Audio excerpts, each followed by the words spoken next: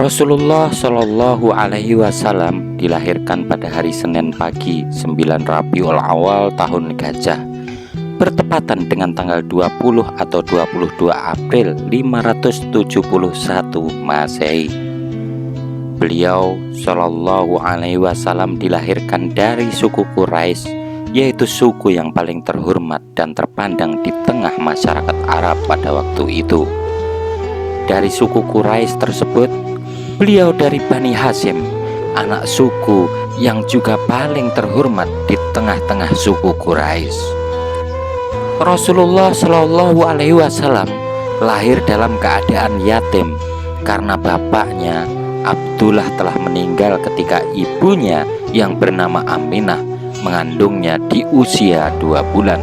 Setelah melahirkannya, sang ibu segera membawa bayi tersebut ke kakeknya, Abdul Muthalib. Betapa gembiranya sang kakek mendengar berita kelahiran cucunya. Lalu dibawanya bayi tersebut ke dalam Ka'bah. Dia berdoa kepada Allah SWT dan bersyukur kepadanya. Anak tersebut kemudian diberi nama Muhammad, nama yang belum dikenal masyarakat Arab waktu itu. Lalu pada hari ke-7 setelah kelahirannya, Rasulullah Shallallahu Alaihi Wasallam dikhitan. Selain ibunya, Rasulullah Shallallahu Alaihi Wasallam disusukan juga oleh Suwaibah, budak Abu Lahab. Kemudian sebagaimana adat kebiasaan masyarakat perkotaan waktu itu, ibunya mencari wanita pedesaan untuk menyusui putranya. Maka terpilihlah seorang wanita yang bernama Halimah binti Abi Su'aib dari suku Sa'ad bin Bakar, yang kemudian dikenal dengan panggilan Halimah Asy'adiyah. Sesungguhnya atas kehendak Allah jualah hingga Halimah Asy'adiyah menyusui Rasulullah Shallallahu Alaihi Wasallam ketika kecilnya. Sebab ketika pertama kali ditawarkan untuk menyusuinya, dia terasa enggan menerimanya karena Rasulullah Shallallahu Alaihi Wasallam anak yatim yang tidak dapat diharapkan imbalan materi yang layak darinya. Tetapi ketika tidak didapatkan lagi bayi lain untuk disusui, maka dia pun menerima bayi Muhammad untuk disusui di perkampungan Bani Sa'ad. Ternyata dia tidak salah pilih, karena yang dia susui telah Allah persiapkan menjadi manusia paling agung di muka bumi ini, yang akan membawa jalan terang bagi umat yang beriman. Maka wajar setelah itu kehidupan Halimah Asy'adiyah penuh dengan keberkahan. Demikianlah 5 tahun pertama kehidupan Rasulullah Shallallahu Alaihi Wasallam. Dia lalui di daerah perkampungan dengan kehidupan yang masih asri dan udara segar di lembah Bani Sa'ad.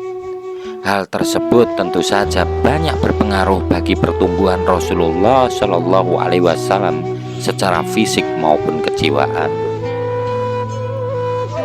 Pada saat Rasulullah Shallallahu Alaihi Wasallam berusia 5 tahun dan saat beliau masih dalam perawatan Halimah Asy'adiyah di perkampungan Bani Sa'ad, terjadilah peristiwa besar yang sekaligus menunjukkan tanda-tanda kenabiannya kelak. Peristiwa tersebut dikenal dengan istilah pembelahan dada. Suatu hari ketika Rasulullah Shallallahu Alaihi Wasallam bermain bersama teman-temannya, tiba-tiba datang malaikat Jibril menghampirinya dan menyergapnya. Lalu dia dibaringkan, kemudian dadanya dibelah, lalu hatinya diambil, selanjutnya dikeluarkan segumpal darah darinya seraya berkata, "Inilah bagian setan yang ada padamu." Kemudian hati tersebut dicuci di bejana emas dengan air zam-zam.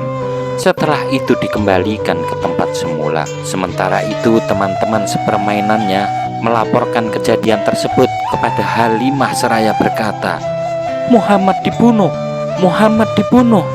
Maka mereka bergegas menghampiri tempat Rasulullah Shallallahu Alaihi Wasallam.